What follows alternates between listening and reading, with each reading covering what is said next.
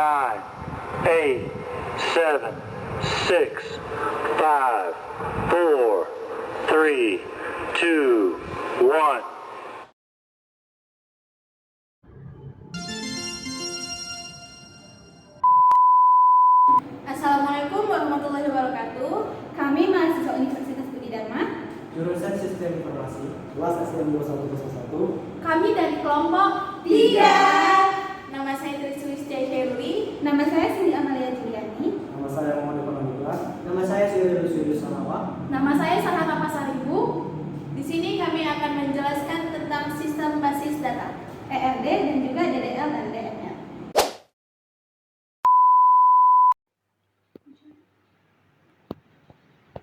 Hai teman-teman, saya Tri. Saya akan menyampaikan materi sistem basis data. Pertama, saya akan menjelaskan apa itu basis data. Basis data adalah sebuah tabel-tabel yang mempunyai kaitan antara satu tabel dengan tabel lainnya, sehingga membentuk suatu bangunan data untuk menginformasikan suatu perusahaan atau instansi dalam batasan tertentu.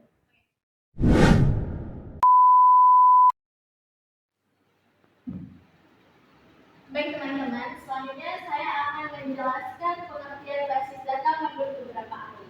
Menurut Stevens, pada tahun 2000, mekanisme yang digunakan untuk menyampaikan informasi atau data. Dan menurut Cyberpass, pada tahun 2002, mendefinisikan basis data sebagai kumpulan data berisi informasi yang sesuai untuk sebuah perusahaan. Dan menurut Ramakrishnan, pada tahun 2003, basis data sebagai kumpulan data.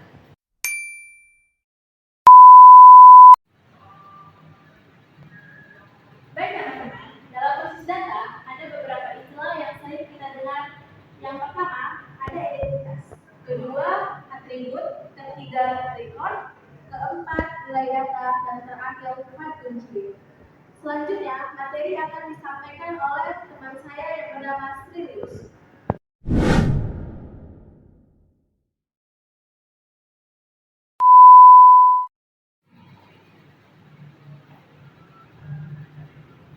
Baik, terima kasih telah berkenan diri.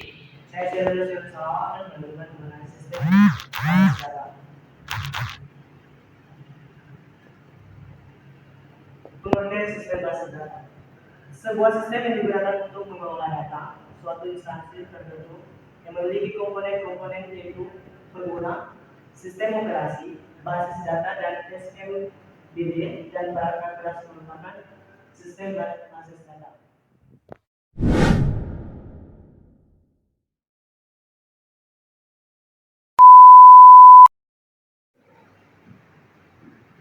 Baik, saya akan menjelaskan mengenai komponen-komponen sistem basis data. Pada komponen-komponen sistem basis data ini ada beberapa komponen yaitu satu, pengguna atau user. Kedua, sistem pengelolaan basis data atau basis manajemen sistem. Ketiga, basis data atau database. Keempat, sistem operasi atau operasi sistem. Kelima, perangkat keras.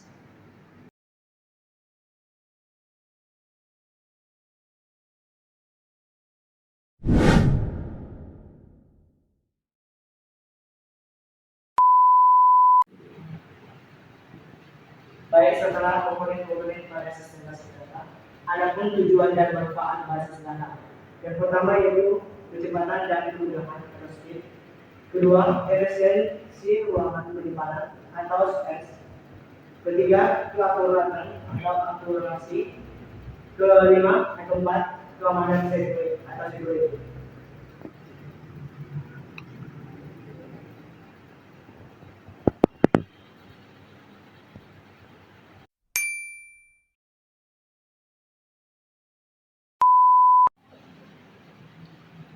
Selain tujuan dan manfaat pada sistem basis data, ada pun kelemahan sistem basis data yaitu satu, memerlukan tenaga spesialis. Kedua, kompleks. Ketiga, memerlukan tempat yang besar dan tempat yang ramah.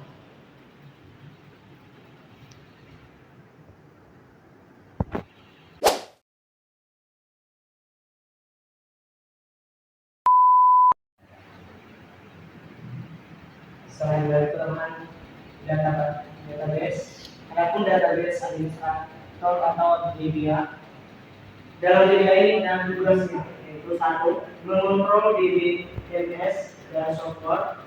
Kedua, memonitor siapa yang mengakses basis data. Ketiga, mengatur pemakaian basis data. Dan keempat, memeriksa security, integrity, recovery, dan concurrency.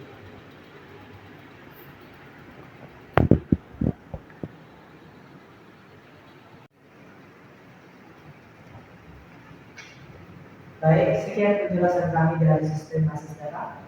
Selanjutnya kita akan membahas tentang diagram ERD yang akan dijelaskan oleh teman kami di sini.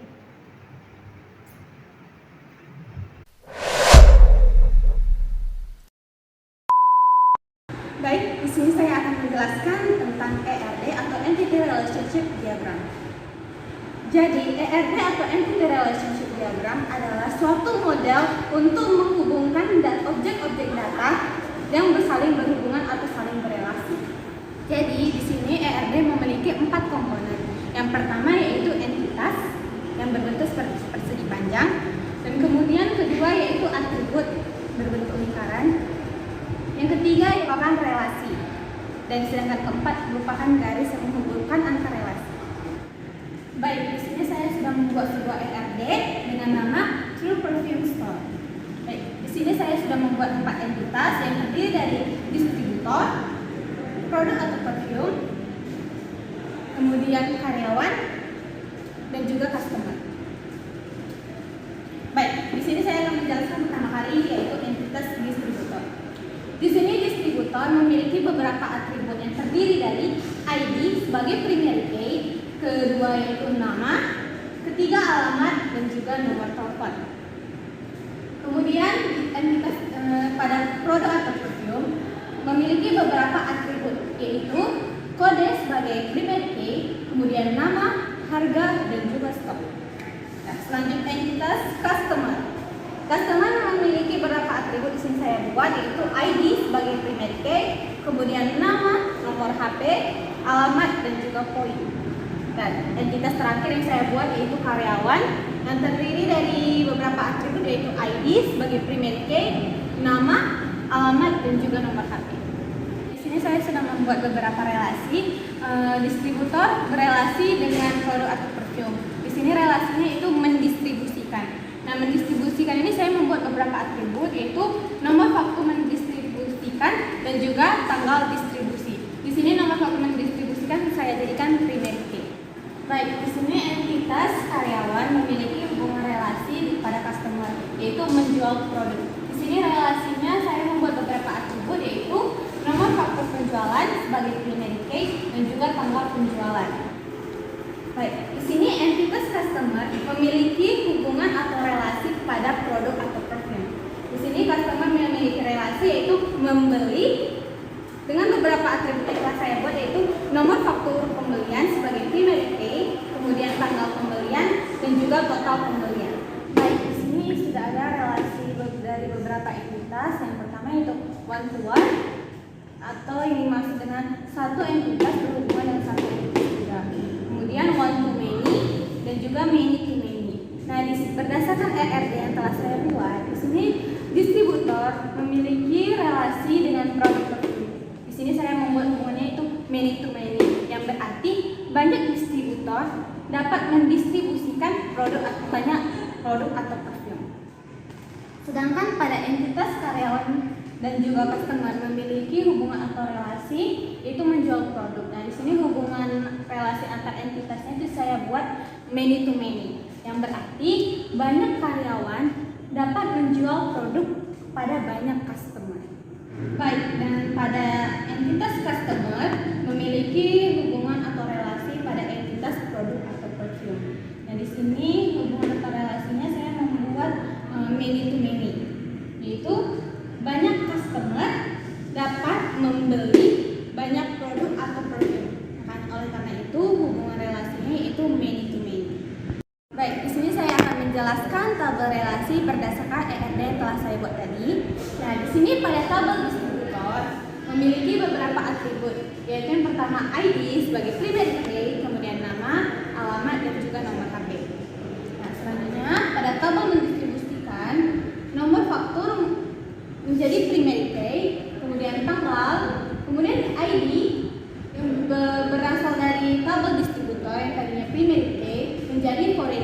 tabel mendistribusikan. Baik, selanjutnya pada tabel produk atau perfume terdiri dari beberapa atribut, yaitu nama produk, kemudian kode produk jadi primary key, kemudian harga produk dan juga stok produk. Nah, pada tabel mendistribusikan tadi, kode produk menjadi foreign key yang berasal dari tabel produk atau perfume. Selanjutnya, pada tabel menjual produk terdiri dari beberapa atribut, yaitu nomor fokus sebagai primary key, kemudian tanggal, kemudian kode produk yang berasal dari tabel produk atau perfume menjadi foreign key di sini. Nah, selanjutnya yaitu tabel karyawan. Nah, kalau di sini karyawan memiliki beberapa atribut, yaitu ID sebagai primary key, nama, kemudian alamat dan juga nomor HP. Nah, di sini tabel karyawan memiliki relasi pada tabel menjual produk. Nah, di sini yang tadinya karyawan merupakan primary key, ketika pada tabel menjual produk itu menjadi foreign key atau utama. Nah, selanjutnya pada tabel membeli, di sini terdiri dari beberapa atribut, yaitu nomor faktur pembelian sebagai primary key, tanggal pembelian, total pembelian.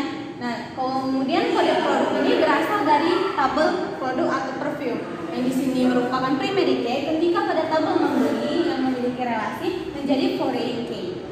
Terakhir pada tabel customer, di sini memiliki beberapa atribut, yaitu ID sebagai primary key, kemudian nama, alamat, nomor HP dan juga poin. Kemudian pada saat pada tabel membeli, di sini yang tadinya ID merupakan primary key menjadi foreign key karena memiliki relasi pada tabel membeli, menjadi foreign key.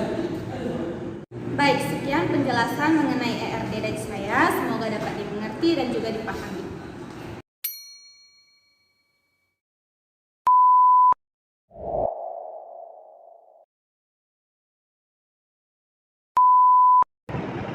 Di sini saya akan mempresentasikan tentang perintah-perintah dari DDL.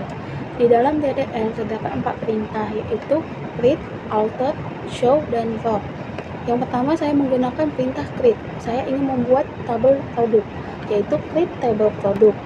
Di mana dalam tabel produk ini ada nama produk dengan tipe data varchar, lalu kode produk tipe data integer, lalu stok tipe data integer. Dan di sini saya ingin membuat foreign key. Jadi saya menyisipkan ID yang sebagai primary key di tabel distributor, yaitu ID integer 10. Primary key yang saya tunjuk di dalam tabel produk adalah kode produk. Lalu foreign key-nya dengan perintah foreign key buka kurung ID references distributor dari tabel distributor. Lalu kita masukkan ID sebagai foreign key. Enter.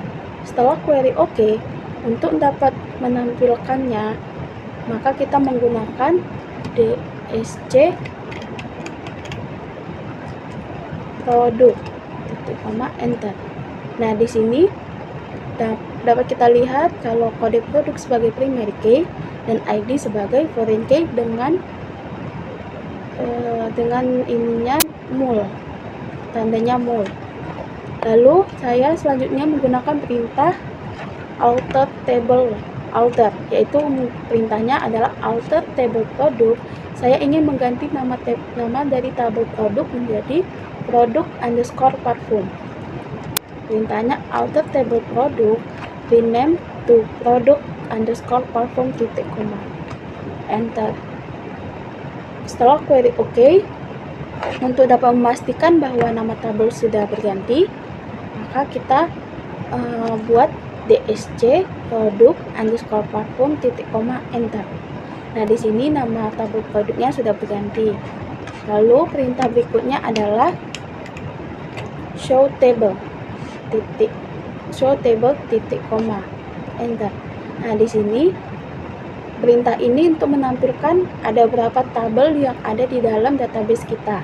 Di sini ada distributor dan produk underscore parfum. Berikutnya kita menggunakan perintah drop. Di sini saya menggunakan saya ingin menghapus tabel produk underscore parfum dengan perintah drop table produk underscore parfum titik koma, enter. Setelah query OK, Maka untuk bisa mengetahui kalau tabel tersebut sudah dihapus, kita show tables lagi. Gunakan perintah show, yaitu show tables titik koma enter. Nah, di sini tinggal tabel distributor yang saya punya di dalam database karena sudah dihapus tadi. Sekian saja penjelasan saya tentang perintah-perintah dari DDL. Terima kasih.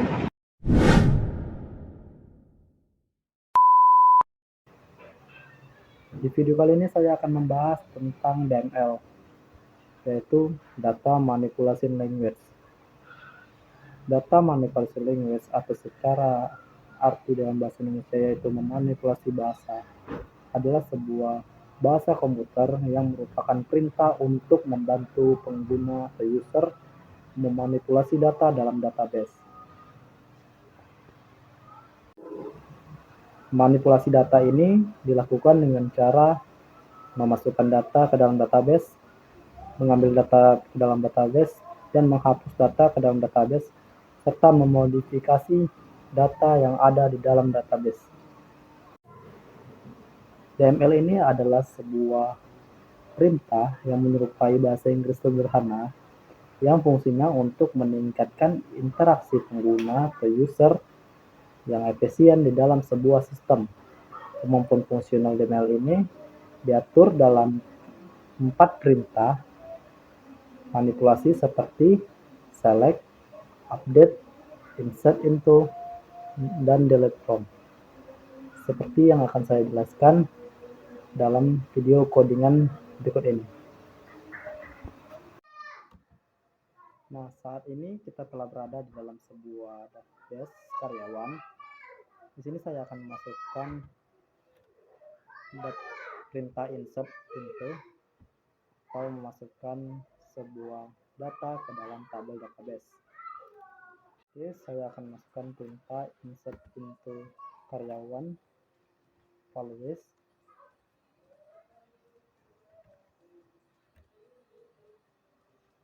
Lalu kita masukkan sebuah data. Yang pertama kita bikin data nama karyawan. Kita masukkan pertama 8, ID yaitu 20, usianya itu 20 juga, dan alamat Medan.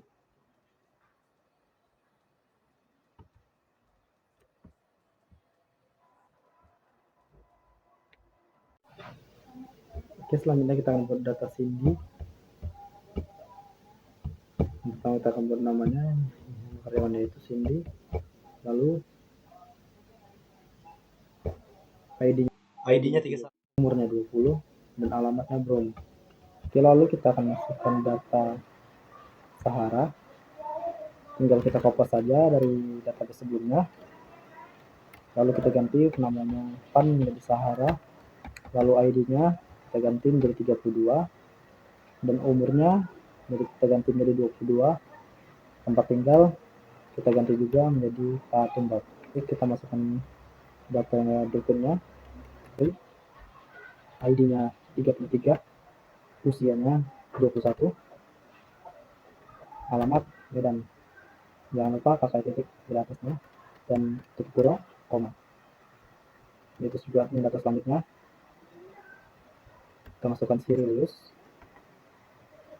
usia 30, kode 34, usia 20 tahun, alamat Medan, tutup kurung, titik koma. Lalu kita enter. Oke, query oke, artinya itu berhasil.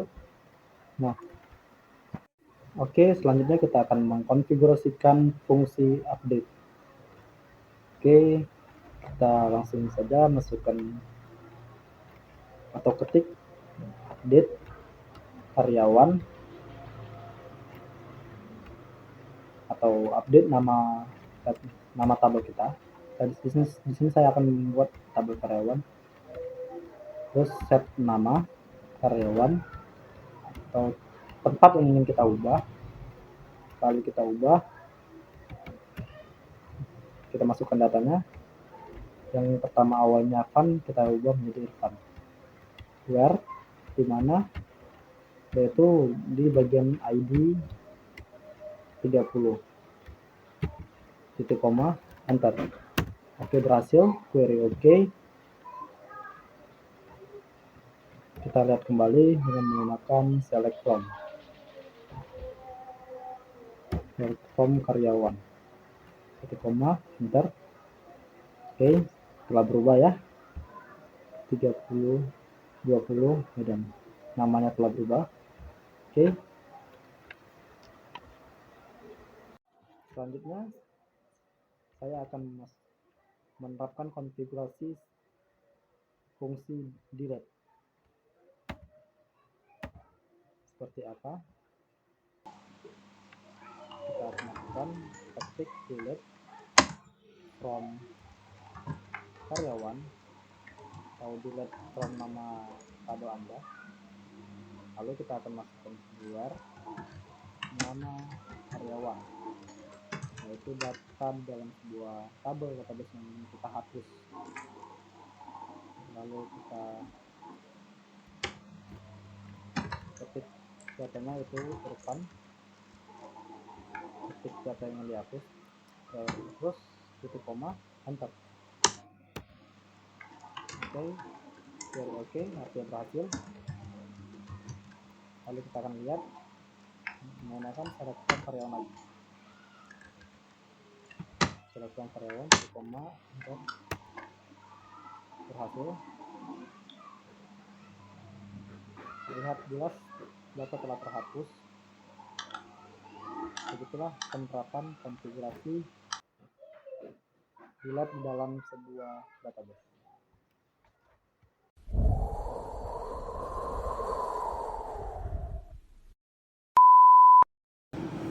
Baik, sekian video pembelajaran dari kami.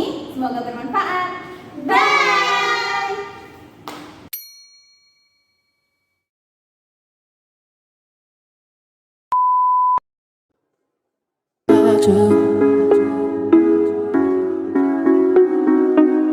I do.